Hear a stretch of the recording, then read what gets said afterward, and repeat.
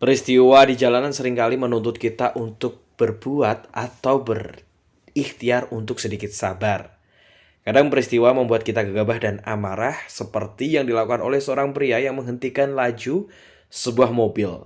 Belum diketahui secara pasti penyebab kejadian tersebut, namun yang dapat dilihat dari rekaman video itu, kejadian menjadikan macet dan mobil harus berhenti karena pria tersebut meletakkan sepeda motor tepat berada di tengah jalan.